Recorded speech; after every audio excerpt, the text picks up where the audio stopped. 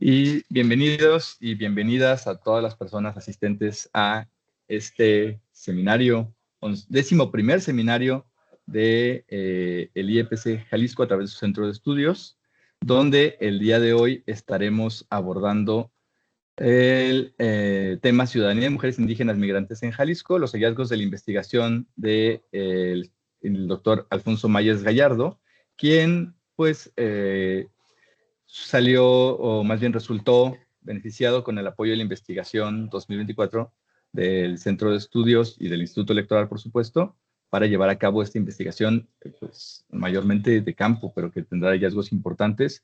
Sin más, le cedo el uso de la voz a la presidenta de la Comisión de Investigación y Estudios Electorales, consejera electoral Melissa Amezcua Yepis, quien pues nos hará el favor de presentar al ponente. Muy buenos días a todas, a todas. Buenos días, consejera. Adelante. Muchas gracias, Emanuel. Muy buenos días a todas y todos, a todas las personas que nos acompañan. Es un honor darles la bienvenida al 11º seminario del Centro de Estudios Irene Robledo, Hallazgos de Investigación, un espacio que, como ustedes saben, está dedicado al análisis y la reflexión sobre temas centrales para nuestra sociedad y nuestra vida en democracia. En esta ocasión nos reunimos para abordar el tema, un tema de gran relevancia, que es la ciudadanía de las mujeres indígenas migrantes en Jalisco, un fenómeno que nos interpela en términos de derechos políticos electorales, inclusión social y participación democrática. Este seminario es posible gracias a la primera convocatoria de fomento a la investigación electoral centrada en el proceso electoral concurrente del 2023-2024 en Jalisco. El ganador de esta convocatoria es el doctor Alfonso Mayers Gallardo, quien será el ponente en esta edición del seminario. El doctor Mayers es doctor en el Estado de Derecho y Gobernanza Global por la Universidad de Salamanca en España, con mención internacional por la Universidad de Princeton. Además, cuenta con 2 maestrías en Democracia y Buen Gobierno y en Estrategias Anticorrupción y Estado de Derecho, así como 2 postdoctorados en Participación Política y Altos Estudios en Derecho. A lo largo de su carrera, el doctor Mayers ha recibido importantes distinciones, entre ellas el Premio Nacional de la Juventud, el Premio Nacional de Ensayo Político y el Premio Estatal de Fomento a la Investigación Electoral. Ha publicado más de 100 trabajos académicos en revistas indexadas, libros especializados y artículos científicos, además de coordinar 8 libros sobre democracia, cultura política y derecho. Su experiencia internacional y su trabajo como consultor en políticas públicas multinivel le ha permitido también profundizar en temas clave como la participación política, la migración y los derechos humanos, lo que sin duda pues enriquecerá nuestra comprensión de la realidad de las mujeres indígenas respecto al ejercicio de la ciudadanía y la protección de derechos político-electorales. Antes de dar inicio, les comparto muy brevemente la dinámica de este seminario.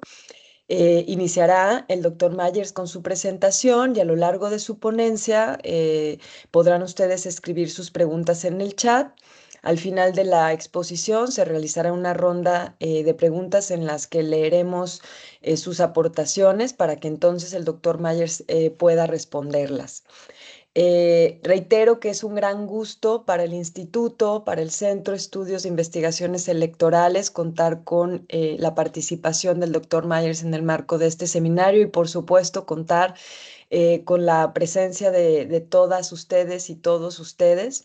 Así que les invitamos a participar activamente en este espacio de diálogo que es para ustedes y que es precisamente para que podamos conversar y dialogar en torno a los temas que nos estará presentando el doctor Mayers.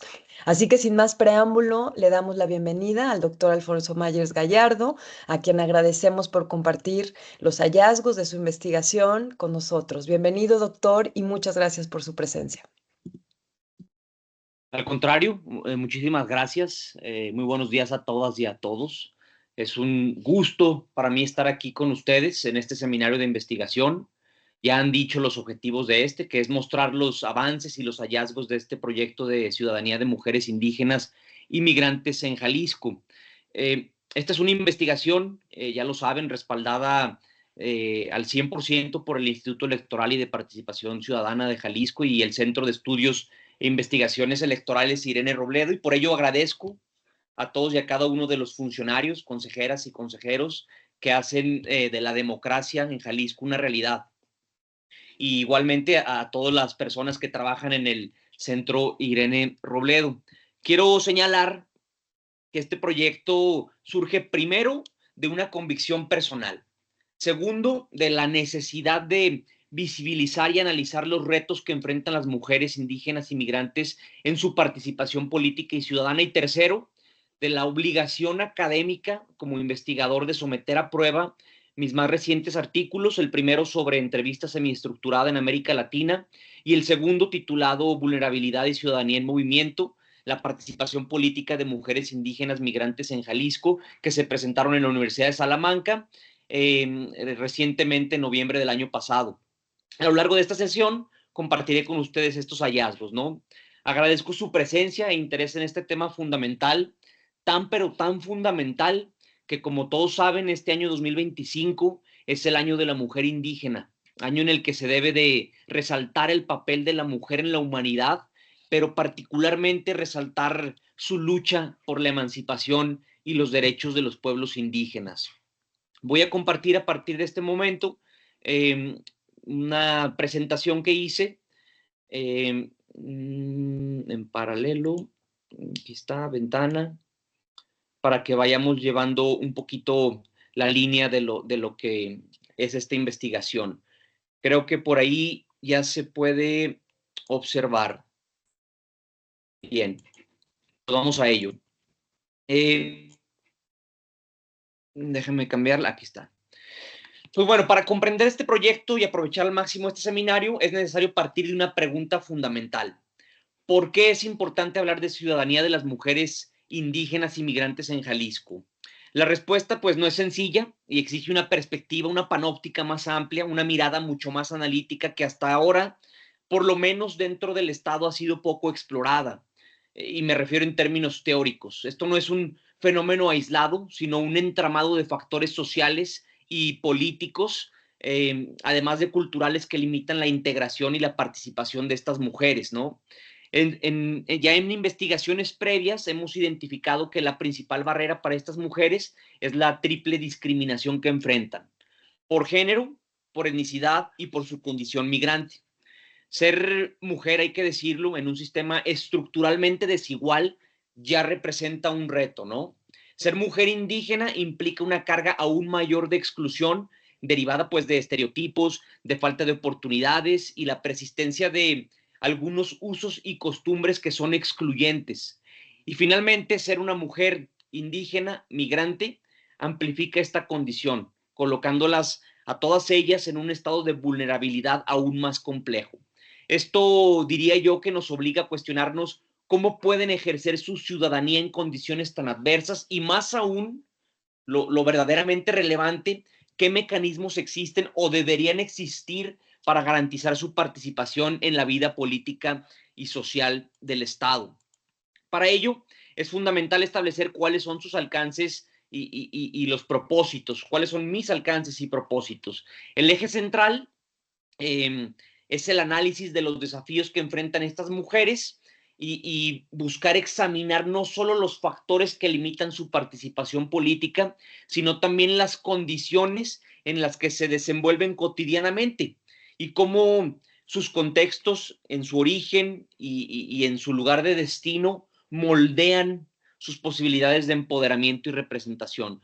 Yo lo he articulado a lo largo de esta experiencia en 4 dimensiones. La primera, pues, es identificar y documentar los obstáculos más recurrentes que enfrentan estas mujeres. La segunda, pues, es explorar un poco el papel de los usos y costumbres para explicar en qué medida estas prácticas son barreras o facilitan la integración política y comunitaria de ellas, ¿no? La tercera, pues, es evaluar ese papel, esa incidencia que tienen las instituciones y las políticas públicas, ¿no? Hay que identificar si han contribuido al fortalecimiento de su participación o si, por el contrario, pues estas han sido cómplices reproduciendo pues esas dinámicas de exclusión de las que les hablo. Y la cuarta dimensión, pues, es el proponer estrategias concretas. Estrategias que permitan, pues, fortalecer su presencia en los espacios de toma de decisión y que sean espacios en los que exista una inclusión real y efectiva. ¿Sí? Así, en esencia, que quede clarísimo, el objetivo es dar visibilidad a estas mujeres, reconocer sus voces y generar estrategias que fortalezcan su papel dentro de la vida política y social del Estado de Jalisco. Por otro lado, también quiero apuntar que este estudio surge de una necesidad fundamental. ¿Cuál es? Pues es entender, aquí lo tengo en la diapositiva, entender la participación política de las mujeres indígenas y migrantes no solo como un derecho, ojo, sino también como un indicador clave del estado de la democracia y la inclusión en nuestra sociedad jalisciense. Y esto lo digo así porque cuando un grupo poblacional se mantiene al margen de los espacios de representación y toma de decisiones, pues se genera un círculo de exclusión difícil de romper. La falta de participación política no es solo un reflejo de la desigualdad, una desigualdad rampante en México, rampante en América Latina, sino también un factor que la hace perpetua, ¿no? Que va impidiendo que sus necesidades, perspectivas, que sus demandas sean consideradas en las agendas públicas y políticas de cada país. Y en este caso, pues de México y en lo específico del estado de Jalisco. Pues bien, para entender esa relevancia es fundamental contextualizar la situación en la que se encuentran estas mujeres. Lo primero es señalar que el acceso a la ciudadanía plena no es un proceso homogéneo. Mientras ciertos sectores de nuestra población pueden ejercer con facilidad derechos políticos sin obstáculos, otras, en este caso las mujeres, enfrentan barreras estructurales que limitan esa participación. Este es el caso de estas mujeres, ¿no? Quienes además de los desafíos que enfrentan por ya razones de género, deben lidiar con condiciones históricas de exclusión basadas en su origen étnico y en su movilidad territorial. Me refiero con esto a la migración. En Jalisco, hay que decirlo también, en ponerlo en blanco sobre negro, estas mujeres no solo han sido subrepresentadas en los espacios de toma de decisiones, sino que su participación política ha estado marcada por la falta de reconocimiento, la discriminación y la ausencia de redes de apoyo que sean efectivas. Por eso, y cuando digo efectivas me refiero principalmente fuera del área metropolitana del estado. En esta tesitura, pues es donde nosotros inscribimos este estudio, esta investigación, dentro de ese esfuerzo por visibilizar estas problemáticas. Partiendo de ello, pues aquí nos planteamos dos preguntas fundamentales, que es fundamental para cualquier investigación, ¿no? ¿Qué datos tenemos y cuál es nuestro punto de partida? Y para yo iniciar esta investigación, para comprender la realidad en Jalisco, pues tuve que irme a analizar el contexto más amplio del empoderamiento femenino en México. Para ello trabajé rápidamente con datos de BIDEM en un rango de 1900 hasta 2024, seleccionando indicadores clave, los pueden ver en la diapositiva, que es el acceso a la justicia para mujeres, la exclusión por género, la exclusión por grupo social, la libertad de expresión para mujeres, el índice de exclusión del sistema de partidos, la distribución de poder por género, el índice de participación de mujeres en la sociedad civil, el índice de empoderamiento político de las mujeres y el índice de participación política de estas mujeres. Y lo que encontramos, lo que se refleja en esta diapositiva, es que hay puntos que deben ser muy claros, especialmente en temas de justicia para las mujeres. Es claro, y ahí vemos ese patrón de comportamiento, que se debe tener un respaldo teórico e histórico que ponga esto en una forma de retrospectiva para la reconstrucción histórica de lo que queremos analizar, pero también sobre el hecho de conocer los derechos de las mujeres en México, desde la obtención del voto en los años 40 y 50, específicamente en el año 53, ya de manera oficial, hasta las reformas electorales que partieron desde los años 70 y pues ya más recientemente en este siglo las cuotas de género. Pero bueno, más allá de lo que tenemos en México, de la situación del statu quo, para nuestro interés podemos decir lo siguiente.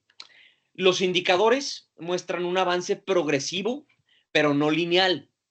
Las reformas, bueno, en este sentido me refiero que si bien han habido mejoras en la participación política y el acceso a derechos, también hay momentos de mucho estancamiento y de retroceso, evidenciando lo que cualquier democracia tiene en estos aspectos, que es una fragilidad, ¿sí?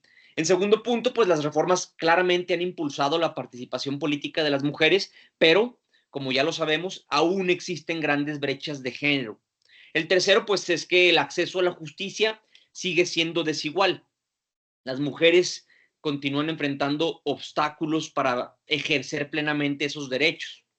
El cuarto punto, que es imprescindible, pues es que este tipo de análisis no nada más se pueden cuantificar. Es importante hacer ese estudio en un marco histórico y contextual. Con esto quiero decir que los cambios en estos indicadores no son aislados, sino que responden a eventos clave como movimientos sociales, luchas feministas, reformas legislativas, que han sido políticas que han presionado para la ampliación de estos derechos. Entonces ahí ya tenemos una evidencia de que la presión social sí que puede generar un cambio, ¿no? El quinto punto al que me refiero y es fundamental para mi investigación, pues fue la exclusión por género y grupo social sigue siendo un reto estructural. Ciertamente hay que decirlo, el progreso en estos indicadores o el estancamiento no implica que se eliminen las desigualdades. Mi convicción es que el análisis, además de lo histórico y lo cuantitativo, es que el análisis cualitativo nos permite una comprensión más profunda de los datos cuantitativos. Sí, como podemos observar en este otro gráfico, ya elaborado con datos de BIDEM, pero hecho por mí, sobre la evolución del acceso a la justicia, el empoderamiento político y la participación de las mujeres, existen tendencias clave. Si bien los datos reflejan un avance progresivo, también se observan, como sucede en el otro gráfico, periodos de estancamiento y retroceso. Es decir, repito, no son ni lineales ni homogéneos, ¿sí? Y esto nos da como ese primer paso para comprender las razones detrás de esos avances y retrocesos, de esos obstáculos y sobre todo de esos factores de exclusión que sufren estas mujeres. Ahora bien, más allá de lo numérico, este análisis sí que tiene implicaciones prácticas y políticas. La exclusión de género y la falta de acceso a la justicia siguen siendo desafíos vigentes para toda América Latina, ¿no? Y aunque la representación política de las mujeres ha aumentado considerablemente, esta representación que ya es un trofeo, no siempre se traduce en poder efectivo de decisión, y esto incluso teniendo a una mujer como cabeza del Ejecutivo Federal. Dicho lo anterior, y partiendo de estos aspectos teóricos, históricos, prácticos, es fundamental explicarles brevemente la metodología general que he utilizado para este proyecto. Nosotros diseñamos un enfoque cualitativo basado en entrevistas, grupos de enfoque y análisis documental. Esto fue así porque responde a las necesidades de comprender no solo datos numéricos, sino las experiencias, las percepciones, los significados que estas mujeres atribuyen a su ciudadanía plena, ¿no? La pregunta que me pueden hacer: ¿por qué entrevistas y por qué grupos de enfoque? Pues bueno, sencillamente porque estos nos permiten profundizar en los relatos individuales. En los relatos individuales me refiero a las entrevistas, y en los relatos colectivos a los grupos de enfoque.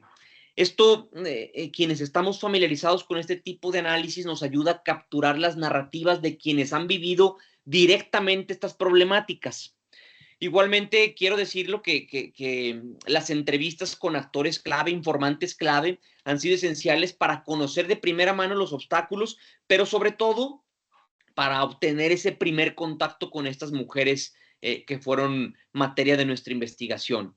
¿Y por qué trabajo etnográfico? Pues bueno, el trabajo etnográfico nos ayuda a sentarnos, a recaer en un contexto social y cultural en el que se desarrollan esas dinámicas, esta observación y esta interpretación, como lo apunta la doctora Severín Durín, pues nos ha permitido de piel a piel, de ojo a ojo, observar las interacciones comunitarias identificar a simple vista prácticas de exclusión y documentar para luego digamos que analizar la manera en que las mujeres ejercen o bien no ejercen, se ven limitadas en su participación ciudadana. Dicho eso, este enfoque lo desarrollé en 3 zonas estratégicas en Jalisco. La zona de los Altos Norte con enfoque en Lagos de Moreno, el área metropolitana de Guadalajara y la zona costa con enfoque en Puerto Vallarta.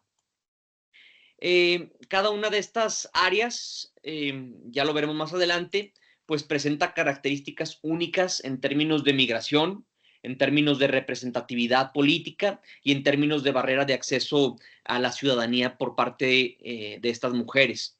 En cuanto al plan de trabajo, no quiero profundizar mucho, lo estructuré en algunas fases para garantizar su eficiencia y organización. Iniciamos con evidentemente, el diseño metodológico y planificación, en la que establecí los objetivos de esta investigación. La segunda fase, realizamos el trabajo de campo inicial, enfocándonos en la recolección de datos mediante estas entrevistas de las cuales ya les he hablado. Y es esta fase, si quiero decirle, donde se encuentran las mayores dificultades y desafíos logísticos. Con esto me refiero, pues, al acceso a los sujetos de estudio y a su disponibilidad, ¿no? Ya en la tercera fase, que es la que acabamos de terminar esta semana, la he dedicado al análisis de datos y la consolidación de hallazgos. En esta etapa, como veremos más adelante, comenzamos la transcripción y codificación de entrevistas utilizando una herramienta que se llama En Vivo para identificar patrones y categorías clave en la información que hemos recabado, ¿no? Claramente, y lo digo así, este es un aviso para los escépticos de este tipo de metodologías cualitativas. Este cronograma, más que cumplir o no cumplir, lo que me ha hecho es avanzar estratégicamente para adaptarme a las condiciones del trabajo de campo, que suelen ser imponderables, pero que en cualquier proyecto de investigación se deben de cumplir sí o sí.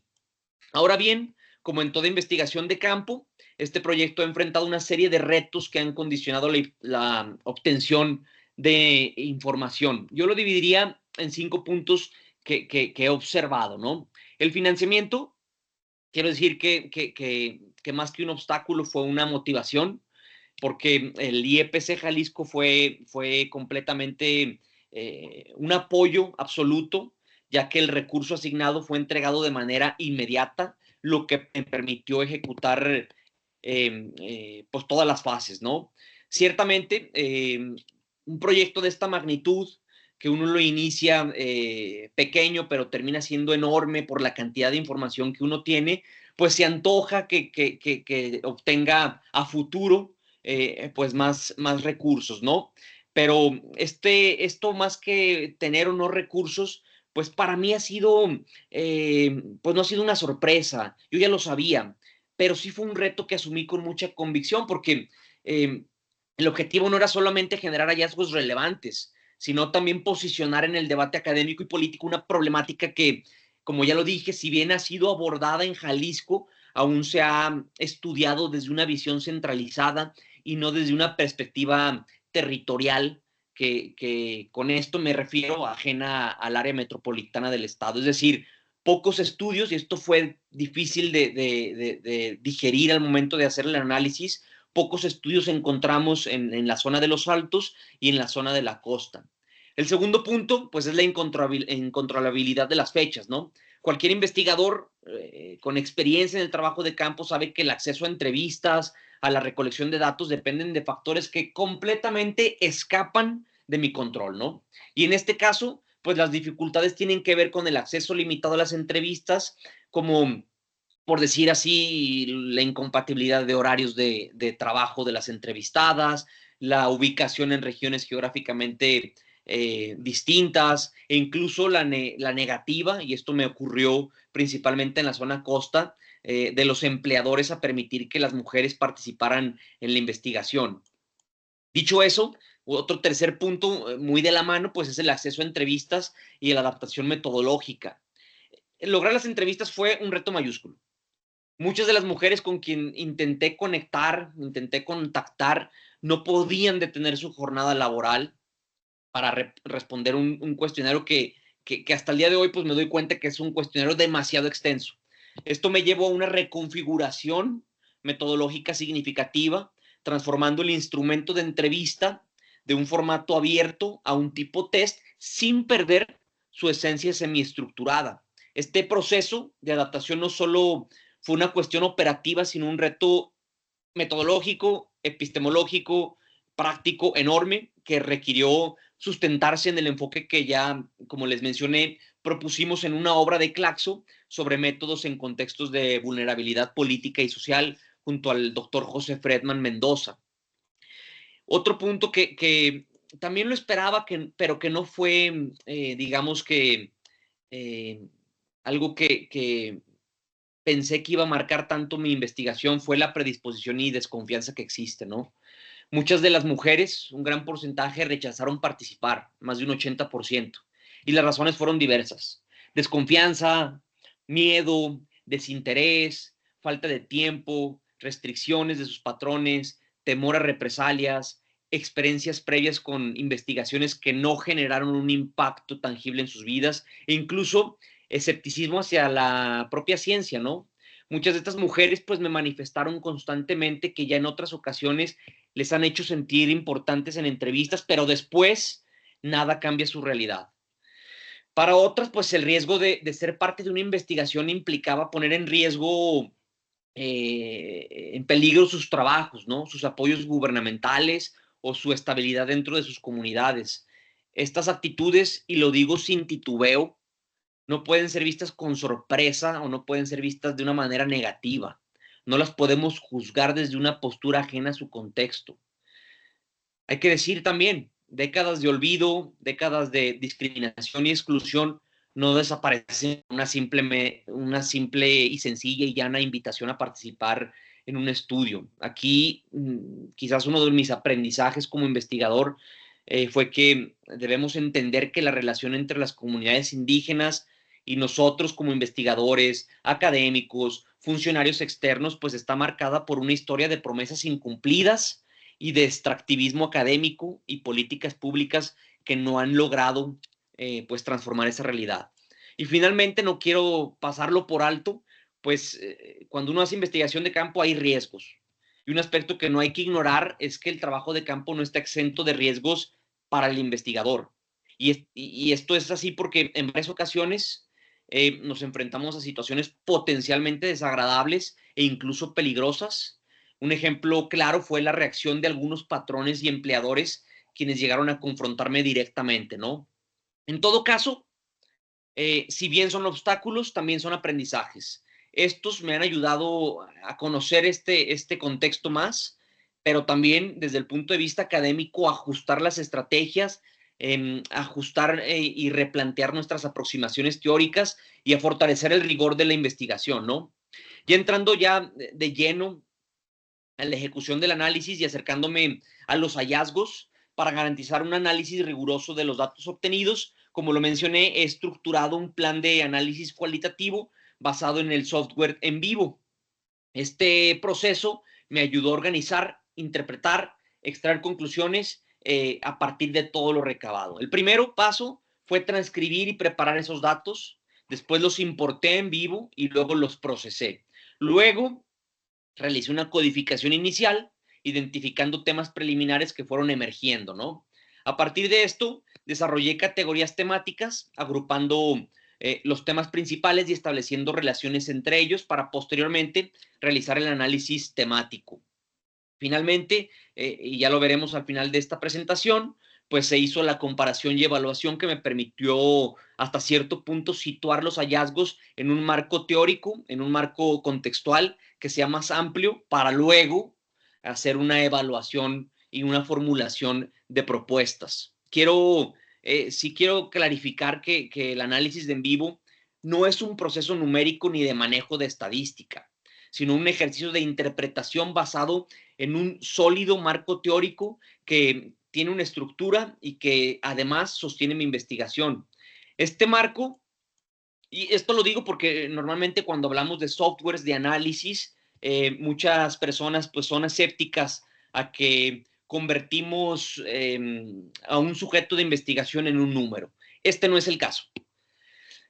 Los ejes de este análisis con en vivo pues son el contexto de las mujeres indígenas en Jalisco, donde examino su situación histórica y actual, visibilizando sus desafíos. El segundo, pues parto de teorías de género, teorías de participación política y teorías de etnicidad, las cuales explican cómo la identidad de género, la pertenencia étnica y el acceso al poder, pues influyen en esas oportunidades o bien generan limitaciones para estas mujeres en nuestro sistema político.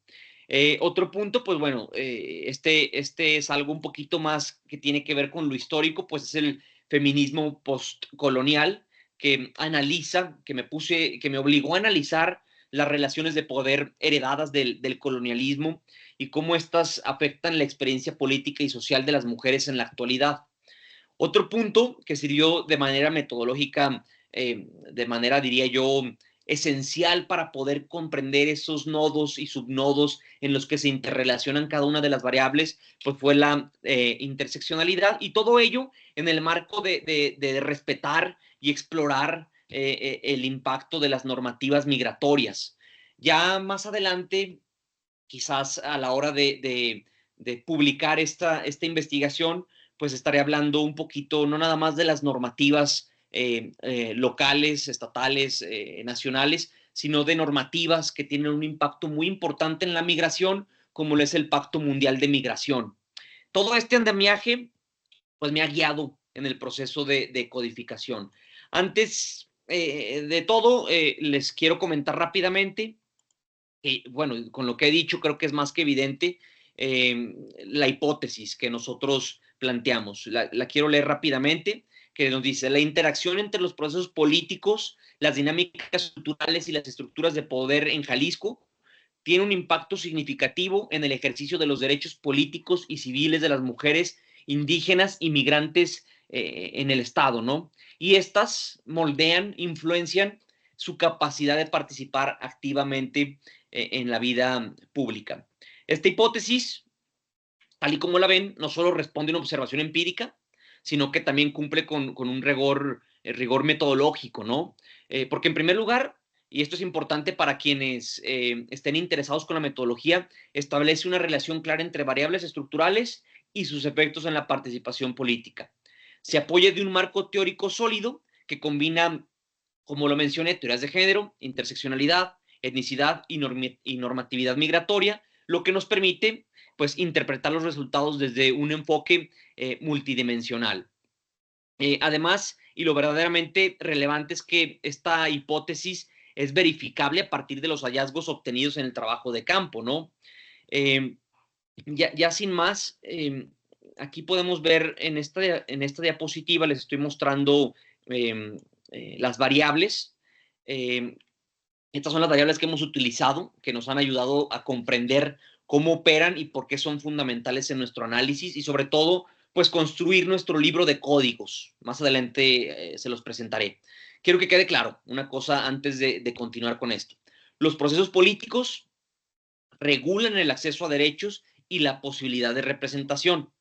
Las dinámicas culturales, como parte de nuestras variables, pues reflejan cómo los usos y costumbres pueden ser tanto un espacio de resistencia como una barrera para la participación. Y finalmente, las estructuras de poder a las que me refiero, pues determinan quién toma las decisiones y bajo qué condiciones se toman, ¿no? La intersección de estas tres dimensiones es la que potencialmente explica las limitaciones y oportunidades de la participación política de estas mujeres, reforzando de este modo metodológicamente la validez de nuestra hipótesis y orientando el análisis de los resultados. Ahora, para ponerlos en contexto, que sepan un poquito cómo fue el proceso metodológico de delineado a la hora de seleccionarlos, a nuestros sujetos de estudio, responde a ciertos criterios específicos. En términos generales, la selección fueron ser mujer, mayor de edad, ser de origen indígena, con estatus migratorio interno o externo, me refiero dentro del estado de Jalisco o fuera del estado de Jalisco, y residentes en alguna de las 3 zonas seleccionadas. En un inicio, y esto por eso está en rojo, se contempló incluir únicamente entrevistar a miembros o lideresas de organizaciones de la sociedad civil, pero este criterio tuvo que ser eliminado ya que predisponía los resultados y sesgaba el interés político de la muestra. Es decir, si perteneces a una asociación política, una asociación organizada, una organización que busca mejorar las condiciones de las mujeres, pues naturalmente vas a tener conocimiento al respecto, ¿no? Para acceder a estos participantes utilizamos 2 estrategias principales. Ya la conocen, es el efecto bola de nieve, donde cada entrevistada nos iba referenciando con nuevas personas con los perfiles similares. Y el trabajo etnográfico, que ya se los mencioné previamente. Otro reto metodológico fue el diseño de la entrevista semiestructurada, una técnica que es ampliamente reconocida en la investigación cualitativa, que nos ayuda a capturar la complejidad de las narrativas individuales. ¿Por qué quiero hablar nuevamente de esto? Porque, como lo dije en el primer minuto de mi presentación, esto era una convicción personal, ¿no? Hace algunos meses publicamos justamente un manual en el cual se exponen los métodos y técnicas de investigación en contextos de alta vulnerabilidad político y social, y en lo que me concierne, desarrollamos el capítulo que tiene que ver con la entrevista semiestructurada. Entonces, lo hice porque además tenía que demostrar que este método funciona. Funciona porque se facilita la adaptación a contextos de vulnerabilidad, porque conserva la comparatibilidad de los datos, y todos estos factores que tienen que ver con la dificultad de analizar lugares o personas en estados de vulnerabilidad, ¿no? El contenido de la entrevista lo pueden ver en la página web. Se estructuró en torno a 8 ejes temáticos importantes: la contextualización personal, la experiencia de participación política, las barreras y facilitadores, la interacción con instituciones, el impacto de la cultura y la identidad, las experiencias de discriminación, el apoyo institucional y de las ONGs y las expectativas de estas mujeres y las posibles recomendaciones, ¿no? Repito, y esto lo repito nuevamente, no fue escribir un cuestionario al azar, sino hacerlo con respaldo científico, garantizar que lo que recopilemos sea detallado, que garantice que, ¿cómo lo podría decir? Que las voces de las participantes sean escuchadas en su propio contexto. Dicho eso, las preguntas que me guiaron en este análisis de en vivo son: ¿qué encontramos? ¿Cómo llegamos a los datos? ¿Y qué datos son verdaderamente relevantes?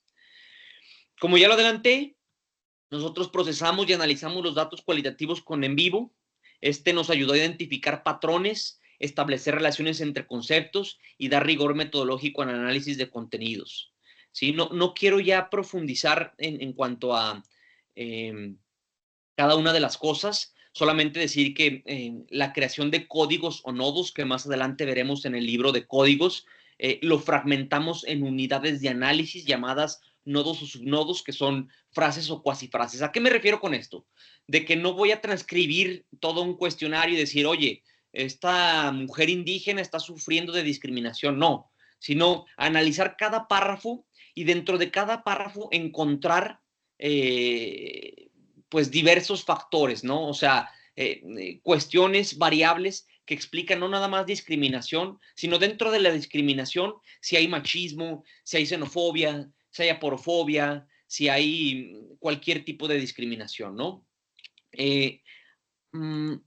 ¿Cómo llegamos a los datos? Bueno, como se los adelanté, lo más importante fue pues crear un libro de códigos, ¿no? Una tabla de códigos.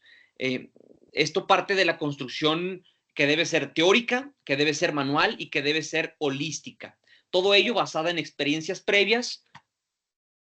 Por ahí escuché... Ah, sí, por ahí escuché al doctor... Que ahorita están en el Instituto Estatal Electoral de... Sí, el José Fredman. En unos minutos te paso la voz, doctor. termino de exponer esto rápidamente.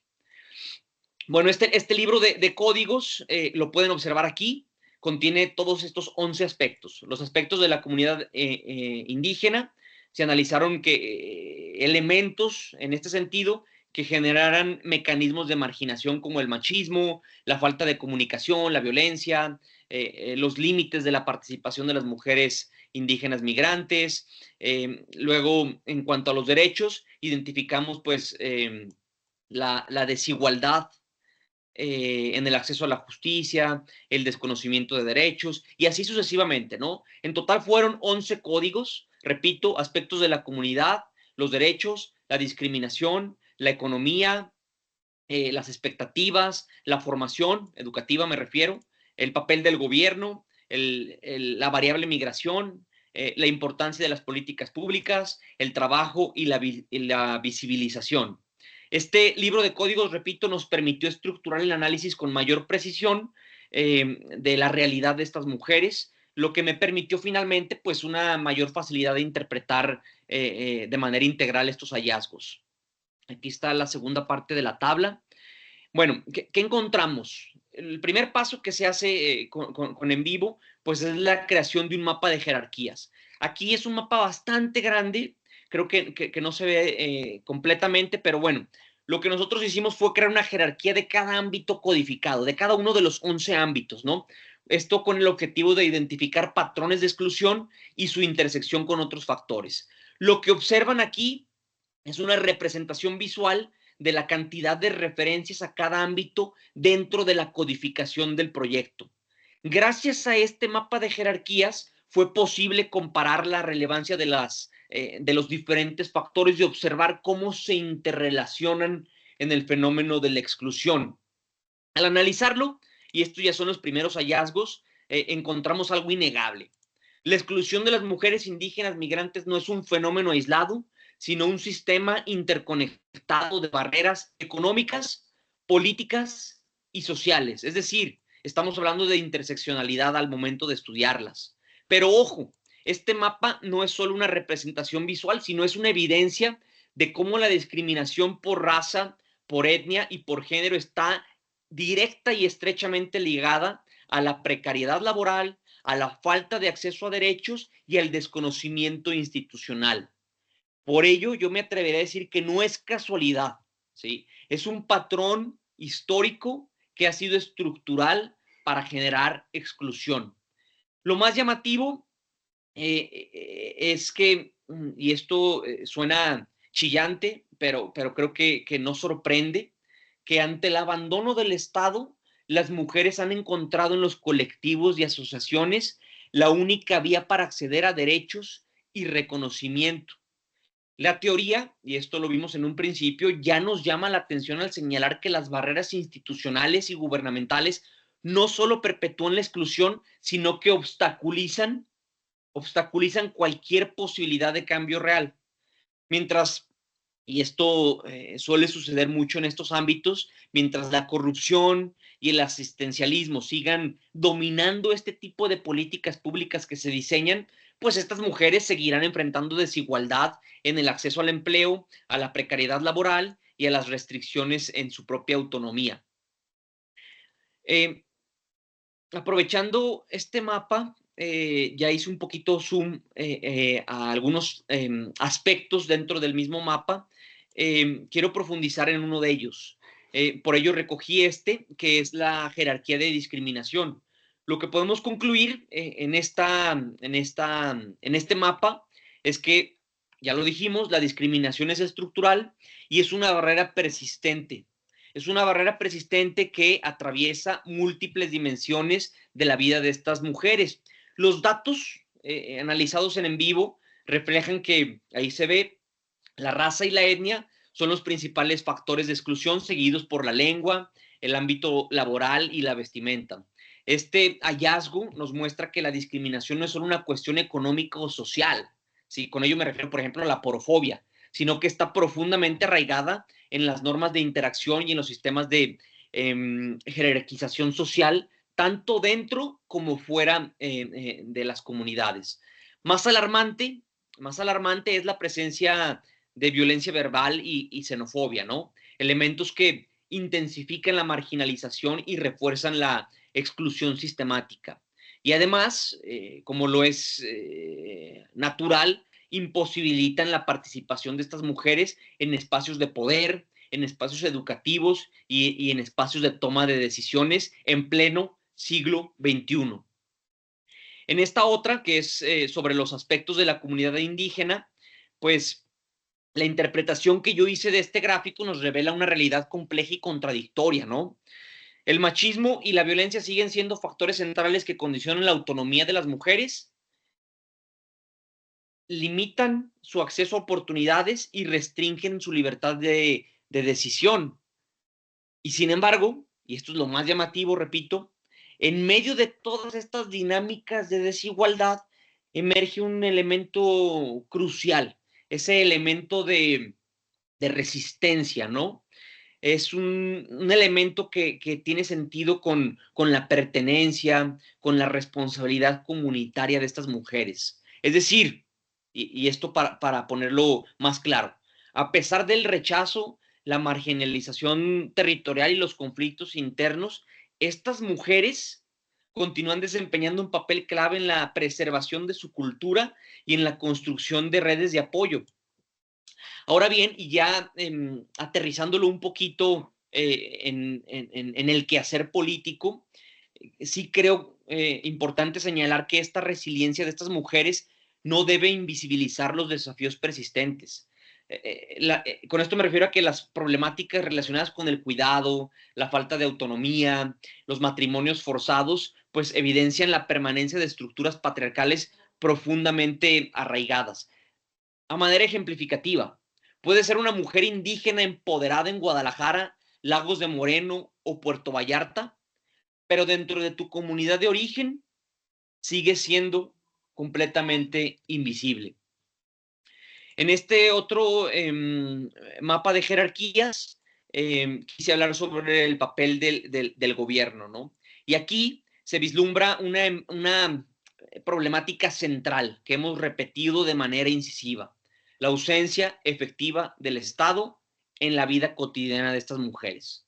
Aunque formalmente hay evidencia de que hay presencia gubernamental, esta presencia se da por medio de programas asistencialistas y esto pues no responde a las necesidades estructurales, no facilita la participación de las mujeres, ¿sí? Más bien yo diría que esto se puede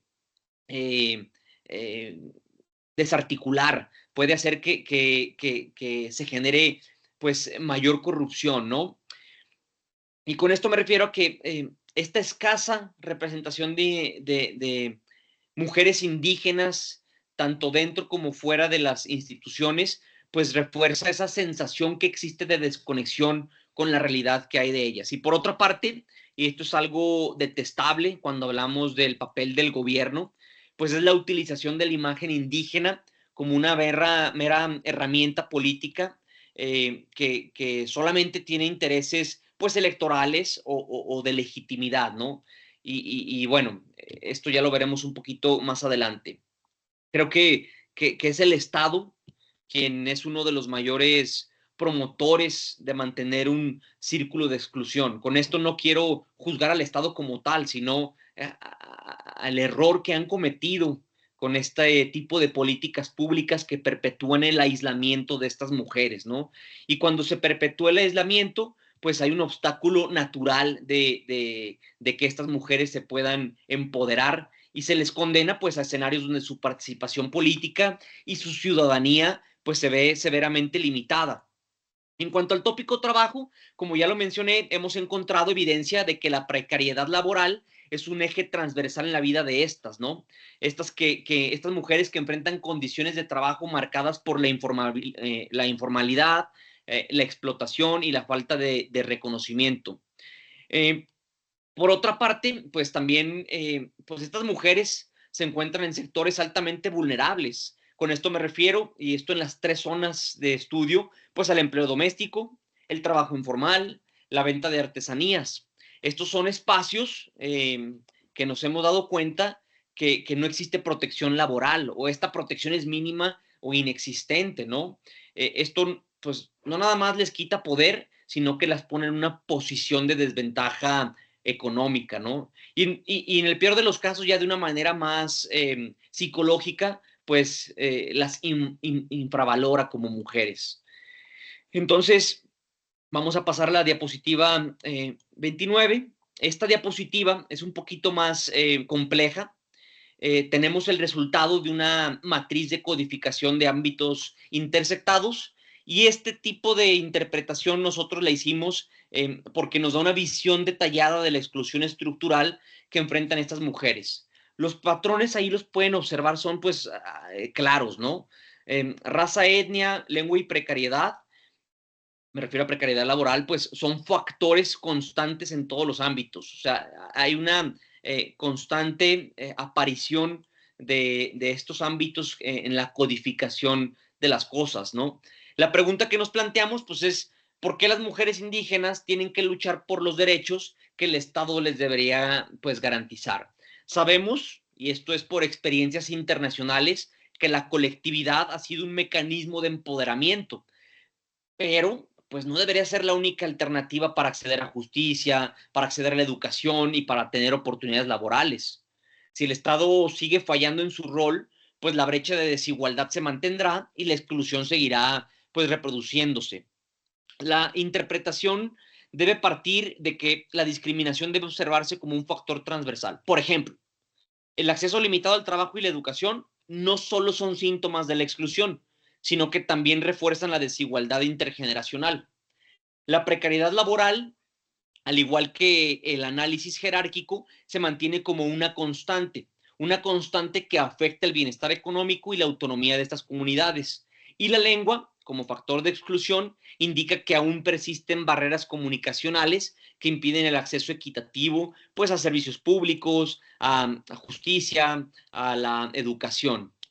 Ahora bien, pues desde el punto de vista de la política pública, observamos que el rol del gobierno es ambivalente, pues uno de los aspectos más preocupantes que se muestran o que interpreté de este de gráfico es la interacción entre el desconocimiento de la situación de estas mujeres y el asistencialismo.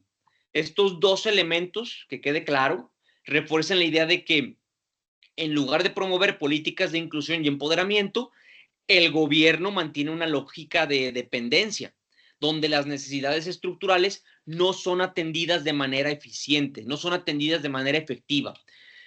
Yo lo pondría de la siguiente manera para ir concluyendo. El asistencialismo, si bien provee alivio temporal, no soluciona las causas de exclusión. Y la falta de conocimiento y reconocimiento de las realidades indígenas por parte del Estado, pues genera un vacío institucional que se refleja en la ausencia de políticas públicas efectivas. Vamos a pasar al siguiente diapositiva. Aquí ustedes observan un diagrama de Sankey.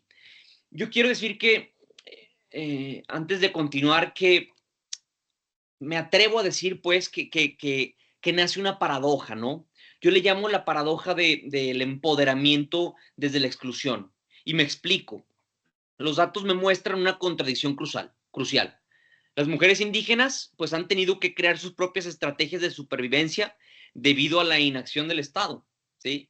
Es decir, por una parte tenemos que las mujeres se han empoderado, pero lo han hecho paradójicamente porque su situación es complicada, porque su situación las obliga a hacerlo. Por ello repito y lanzo la pregunta al público: ¿por qué las mujeres indígenas tienen que luchar por los derechos que deberían estar garantizados por el Estado? Bueno, ya regresando a la diapositiva 30 y 31, aquí son unos diagramas de Sankey, son unas tablas de ocurrencias y coocurrencias, las cuales nos permitieron visualizar conexiones entre diversas categorías. Identificamos pues patrones y relaciones entre los factores de exclusión, discriminación, trabajo, derechos y visibilización. En esta diapositiva, en esta primera, pues se observan flujos de distinta intensidad. Ojalá y se puedan ver bien. Lo que sugiere que algunos factores, pues, entre más grande es el flujo, pues más ligados están entre ellos, ¿no? Los hallazgos de ambas diagramas, perdón, pues es que la discriminación, la exclusión y la economía están fuertemente interrelacionadas. Por otra parte, el trabajo, la visibilización y los derechos muestran conexiones importantes y vemos un puente notable entre las condiciones laborales precarias y la falta de reconocimiento de derechos. Otro punto, pues, es que el gobierno y las políticas públicas aparecen vinculadas a múltiples factores, pero con menor intensidad. Repito, las mujeres y sus colectivos, esto es lo que hemos encontrado, son los que han asumido muchas de las responsabilidades que deberían recaer en el Estado. Y en cuanto a las expectativas y la formación, pues están en el centro de múltiples flujos, quizás más pequeño, pero están de manera constante. Esto nos indica que la posibilidad de romper con el ciclo de exclusión está fuertemente vinculada con el acceso a la educación y el desarrollo de expectativas de superación. Vamos a pasar a la diapositiva 32, en donde ustedes pueden observar un avance de un ejercicio en el que realicé el primer paso de una representación estructural basada en datos de codificación obtenidos. Esta representación se materializa en una red de relaciones que ilustra las interconexiones entre los diferentes ámbitos y factores de exclusión, utilizando el nodo exclusión como eje central. Les aviso que es solo un primer paso, pero creo que se obtiene lo que estamos buscando. Déjenme dejar de compartir en este momento mi pantalla para compartir esta otra pantalla. Déjenme ver si es posible, ya entré a la web para que vean cómo he realizado este análisis.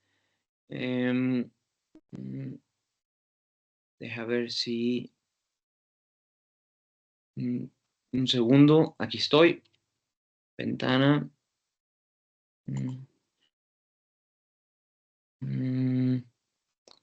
No puedo. Déjame intentar. Aquí tengo... ¿Cómo puedo compartirles el link de una web? ¿Puede hacerlo en el chat directamente, doctor? O si nos A lo ver, pasa voy a por aquí intentar, nosotros. voy a intentarlo aquí. Pantalla. Voy a intentar compartir la pantalla. No sé si se pueda... si se observa, ¿no? Voy a Así hacerlo un es. poquito, voy a hacerlo un poquito más grande. Bueno, creé con los datos de en vivo, creé este mapa, ¿no? Aquí ustedes pueden observar el comportamiento del tópico de la exclusión. A mayor tamaño del círculo que ustedes observan, con esto me refiero, por ejemplo, a la participación en colectivos, el apoyo a la comunidad indígena, a las razas, la etnia, pues mayor es la relación que existe entre ellos. Pero lo que es llamativo aquí es que podemos observar que hay una multidimensionalidad, una interseccionalidad enorme, ¿no? Es decir, no podemos, aquí, vean cómo lo muevo y cómo cada una de esas variables se acercan las unas con las otras, pues para darnos insights de lo que les he venido comentando. Déjenme ya dejarlas de compartir y vuelvo al gráfico de mi diapositiva. Aquí estoy. Ya volví, ¿verdad? Ya se observa. Perfecto. Aquí, como lo dije, pues cada nodo representa un ámbito o factor específico y su tamaño, junto con la escala de color, indican la frecuencia de aparición. Si lo que vieron fue el nodo exclusión, observamos que este nodo constituye un 36% de las apariciones en el conjunto de datos, ¿sí? Los nodos conectados directamente con exclusión, pues representan factores estrechamente relacionados con este. Los factores como la discriminación por raza, por etnia, por precariedad laboral, la falta de acceso a derechos, pues se entrelazan y forman un entramado complejo que refuerza estas desigualdades. Les voy a compartir más adelante el link para que tengan acceso a que lo conozcan, Repito, este es un primer avance que nos va a servir para la publicación de esta investigación, pero creo que es bastante didáctico para aquellas personas que no están tan familiarizadas con el análisis de contenido y especialmente con el uso de softwares como Envivo o como Atlas. No quiero pasar por alto este análisis de nube de palabras. Es una herramienta que ya está perfectamente aceptada en la comunidad científica, principalmente en la ciencia política, y estas nubes pues me permitieron visualizar la frecuencia y relevancia en los términos pues más utilizados en el análisis. En este caso pues hemos generado algunas representaciones. Aquí ustedes pueden ver una estructura de palabras condensada de todo el proyecto y una estructura de palabras en el ámbito de exclusión. Ambas nubes reflejan pues un patrón recurrente de interseccionalidad entre género y etnicidad, destacando cómo ese término, ese concepto de exclusión de las mujeres no es solo un fenómeno aislado, sino que existe unas estructuras sistémicas vinculadas al acceso de derechos y al acceso al trabajo. ¿Sí? En todo caso, en estas diapositivas de la 35 a la 40, pues vemos algunos insights muy sencillos de observarse, ¿no? Pues la discriminación, pues destacan los temas indígenas, los temas de comunidad, los temas de lengua, evidenciando pues la exclusión por identidad y origen. En cuanto a la migración, pues están las palabras como el trabajo y ciudad que reflejan la importancia de la movilidad por esa necesidad económica. Voy a regresar a esa nube. Los aspectos de la comunidad pues se refieren a tópicos como mujer, trabajo e indígenas que confirman la desigualdad de género y principalmente en lo laboral, ¿no? En cuanto a la visibilización, pues nosotros y colectivos son las palabras que más surgen, resaltando la importancia de la organización comunitaria y trabajo, refiriéndose a la reiteración de aspectos como espacios y tiempos, resaltando la precariedad laboral. Ya en estas diapositivas, en la 35, hablo un poquito sobre esos factores de exclusión de una manera más analítica, ¿no? En cuanto a los aspectos culturales, es decir, esos factores de exclusión de la comunidad, podemos observar que el machismo, el sometimiento e incluso los matrimonios forzados emergen como barreras estructurales que limitan la autonomía de las mujeres desde su origen. En cuanto a los aspectos en esta diapositiva de visibilización y de políticas públicas, es decir, las estrategias de resistencia, podemos ver que frente a la exclusión, las mujeres, repito, recurren a su propia organización colectiva, a la representación cultural y a la lucha por la equidad de género. Y aquí es donde hacemos un llamado de atención a las políticas públicas del Estado, que son pues centrífugas, ¿no? Que tienden a olvidarse de las periferias. Cuando digo esto, me refiero a la zona de los Altos y a la zona de la costa. ¿Por qué?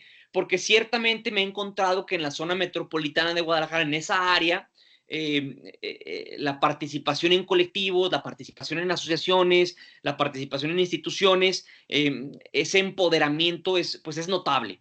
No tanto así en las otras dos zonas de estudio donde, por una parte, el Estado no está presente y por la otra parte, el reconocimiento de los grupos indígenas, pues es reciente. Por ejemplo, en Lagos de Moreno, su reconocimiento como grupo indígena del pueblo de La Laguna fue apenas el año pasado, en noviembre, octubre, si no mal recuerdo.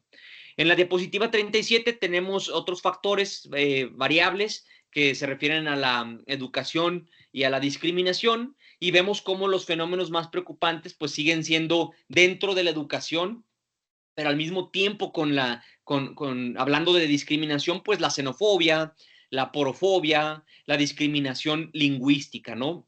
Esto, y es bien importante que lo entendamos, pues genera deserción escolar por falta de acompañamiento y esa sensación de que su emancipación, la emancipación de estas mujeres no ha llegado. En cuanto a los derechos y gobierno, ya hemos dicho en incontables ocasiones que observamos que el aparato estatal sigue fallando en su responsabilidad y que la corrupción y el asistencialismo pues sigue siendo la moneda de cambio. Es importante decir aquí que esto, repito, no tiene la misma intensidad en el centro que en las periferias. Ya en las últimas diapositivas, en cuanto al trabajo, economía y las expectativas, pues vemos que una de las mayores preocupaciones pues es el trabajo informal y la precariedad. Bueno, ya estamos llegando al final de la presentación. Yo solamente quiero concluir rápidamente, decirlo de esta manera: la exclusión no es accidental, sino estructural. Los datos y análisis presentados demuestran que la exclusión de las mujeres indígenas y migrantes no es una casualidad ni una cuestión aislada. Es el resultado de un entramado sistémico de discriminación. No se trata de casos individuales, sino de un patrón estructurado que atraviesa generaciones. Número 2, lo dije a la mitad de la presentación, la paradoja del empoderamiento desde la exclusión, pues es uno de los hallazgos más reveladores, ¿no? Ya que las mujeres indígenas han tenido que empoderarse desde su exclusión. Si bien la organización colectiva ha sido una herramienta de resistencia y cambio, no debería de ser la única herramienta. Número 3, el rol del Estado pues ha sido de omisión y asistencialismo. Los hallazgos nos muestran que el Estado ha tenido una presencia ambivalente y limitada.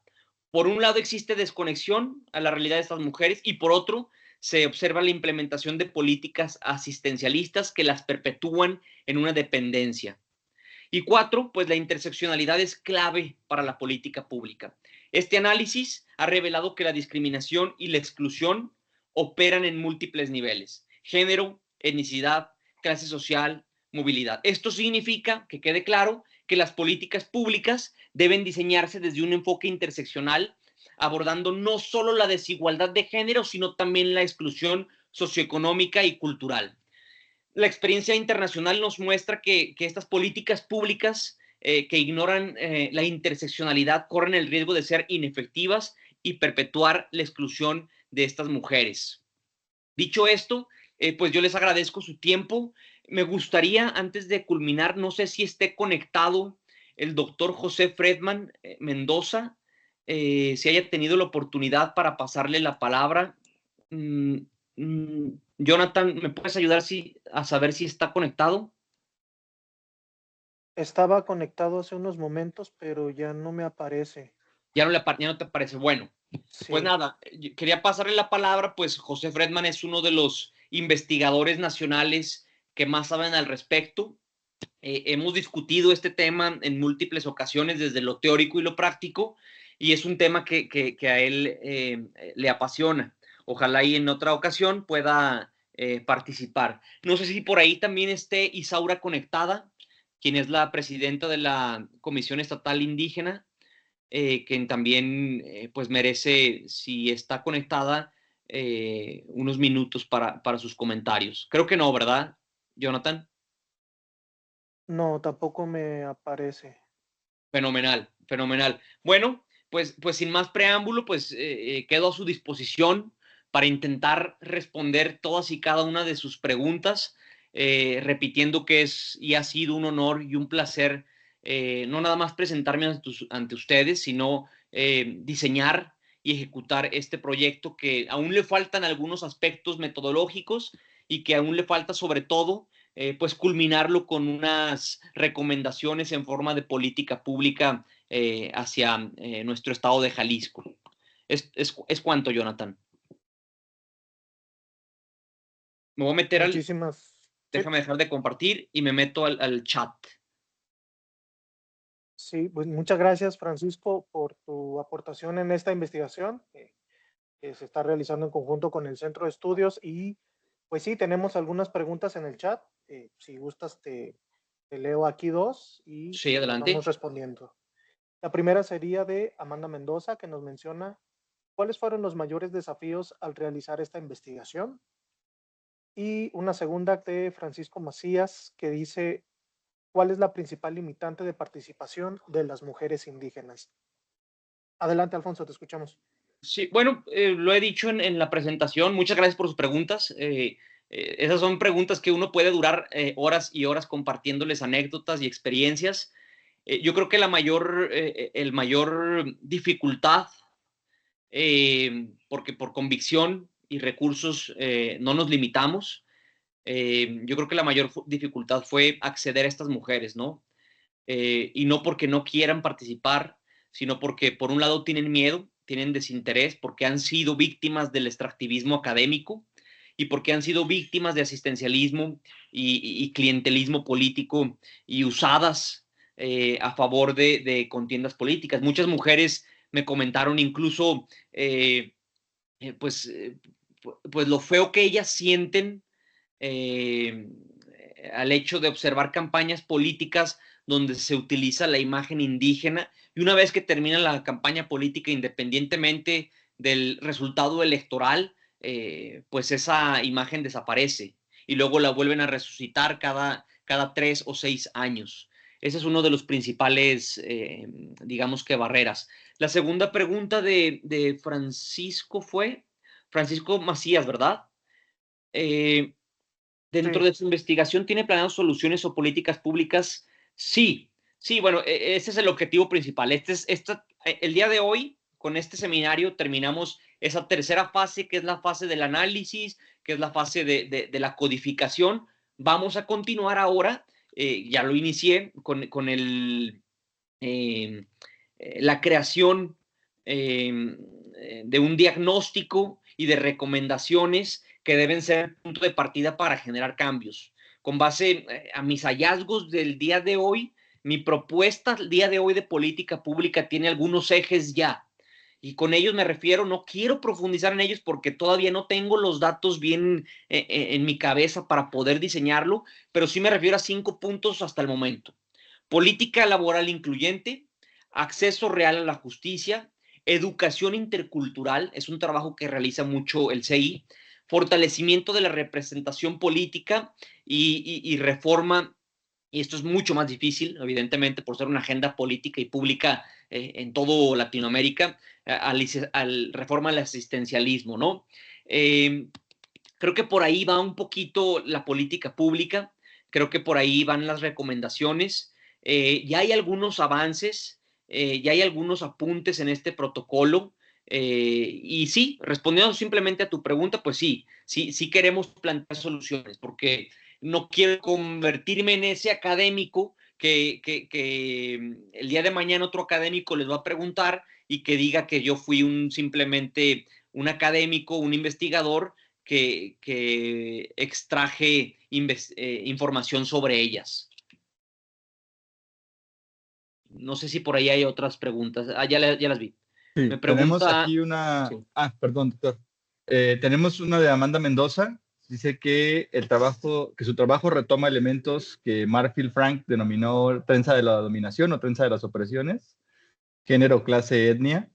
Y si bajo este entendido, ¿cómo se relaciona la migración entonces con esta trenza de opresiones? ¿Cómo se relaciona la migración con la opresión por género, por clase, por etnia? O si podríamos pensar que a partir de su investigación se puede hablar de un nuevo elemento en esta trenza, ¿no? Género, clase, etnia y ahora también migración para esta opresión de la sistemática de las mujeres. Sí, bueno, me parece muy interesante tu pregunta, Amanda.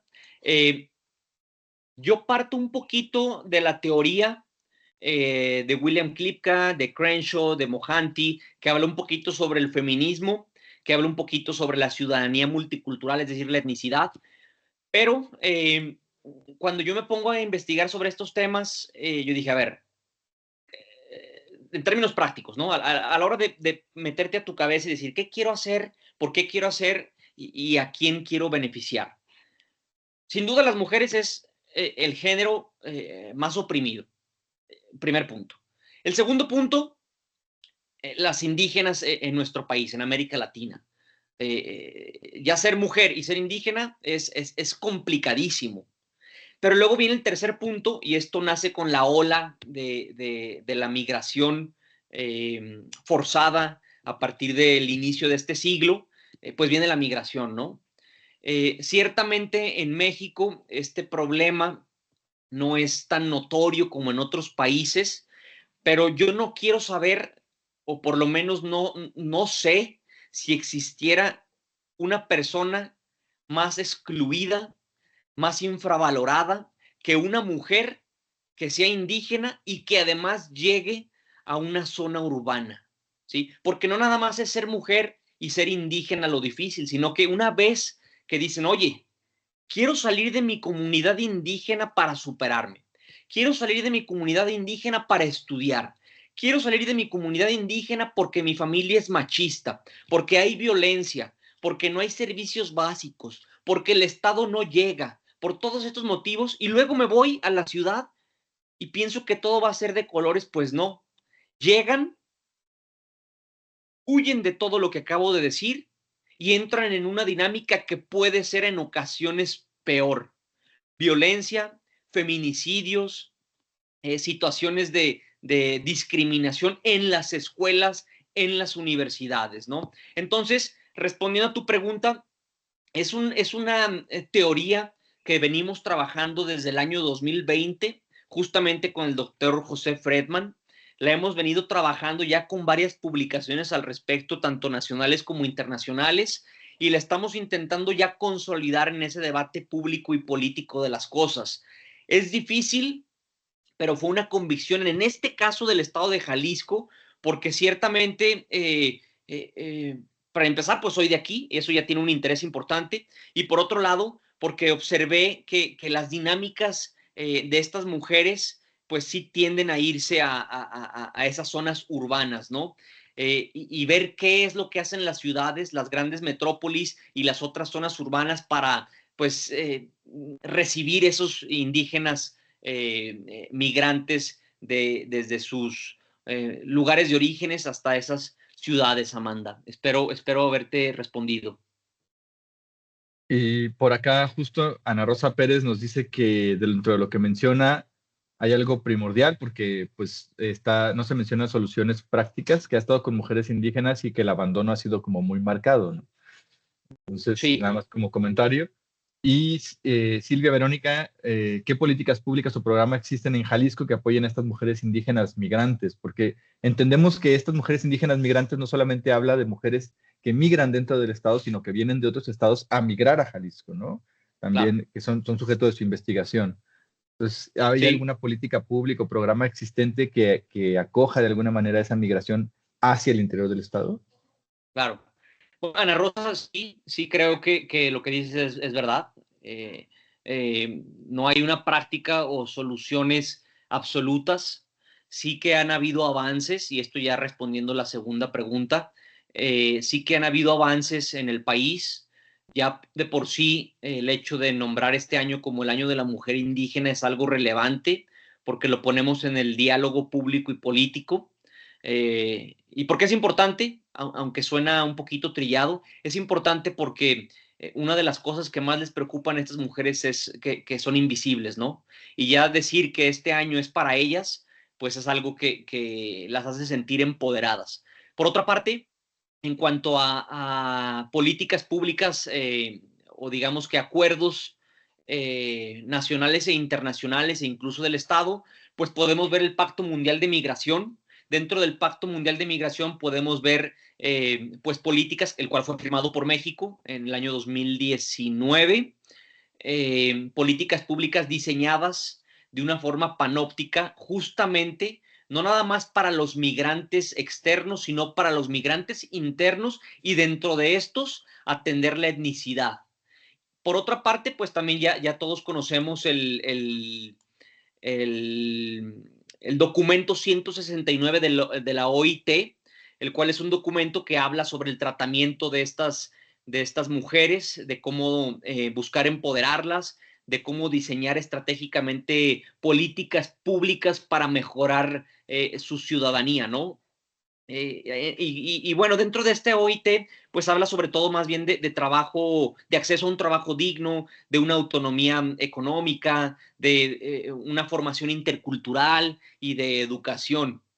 Respondiendo ya a un nivel más Jalisco, pues bueno, conocemos y justamente por eso me hubiera gustado que estuviera Rosaura, pero perdón, Isaura, pero por sus actividades le fue imposible presentarse, que les hablara un poquito sobre el papel de la Comisión Estatal Indígena, la cual ella preside, la cual hace pues acciones justamente de programas de educación, creación y diseño de protocolos de sensibilización, protocolos de interculturalidad, protocolos de cómo estas mujeres pueden esquivar la violencia, cómo estas mujeres pueden acceder con justicia, acceder a la justicia de una manera más directa, ¿no? También el CI, y esto es algo que yo alabo mucho de ellos, ha propuesto crear indicadores de acceso a la identidad, indicadores de participación política, indicadores de autonomía económica, que sirven para diseñar políticas públicas. Y esto es una frase que siempre me ha dicho en la universidad varios profesores, especialmente el profesor Ricardo Rivero, ex rector de la Universidad de Salamanca, que me mencionó: Alfonso, cuando tú tienes datos, cuando tienes cómo medir algo, recuerda que todo es mejorable. Cuando tienes números, todo es mejorable. Y creo que el papel del CI al proponer crear indicadores, pues es un paso importante para identificar todos esos problemas de educación, de justicia, de autonomía económica, de acceso a la identidad, de participación política. Creo que por ahí sería mi respuesta. Gracias, doctor. Y me parece que son todas las preguntas. Vale. Yo nada más me restaría agradecerle el tiempo a las personas que se han conectado, a todos los que de alguna manera se dieron parte de su tiempo a pues, estar aquí y escuchar estos avances de investigación, y sobre todo a toda la comunidad del Centro Irene Robledo, que está siempre pendiente y además activa en las actividades que hacemos, en esta que es la primera actividad del año. Le agradecemos pues el favor de su atención, de su tiempo, doctor, también para ceder un poco de su agenda a comunicar esta investigación. Y pues por supuesto esperaremos ya con ansias el resultado final, ¿no?, de esto que sigue en proceso y que por supuesto es de gran interés para toda la comunidad jalisciense. Sin más, a nombre de nuestro director ejecutivo, a nombre del centro de nuestra Comisión de Investigación y Estudios Electorales también, de su presidenta, la consejera Melissa, y pues por supuesto de todo el Consejo General del Centro y el equipo que hace posible que exista el centro y desde el Instituto Electoral. Agradecemos muchísimo y pues seguimos en comunicación. Doctor, no sé si quiere decir algo más. Sí, nada más rápidamente agradecer a las consejeras y consejeros, a ustedes, Emanuel, Jonathan. Por ahí también vi que se conectó el director del Centro, Irene Robledo. Agradecerles este tiempo, este espacio. Me gustaría hablar horas y horas de este tema, discutirlo académicamente. Y nada, por ahí les dejé el link del ejercicio que hice con los nodos. Repito, es solamente un pequeño avance. Y también en este último mensaje les dejé el link del proyecto que está en mi página web para que lo conozcan, que me escriban si tienen algunas ideas, que me escriban en caso de que tengan algunas dudas, que me escriban en caso de que quieran participar, ser parte de este proyecto. Pues yo encantado de recibirlos, de escucharlos y de seguir proponiendo a favor de estas mujeres.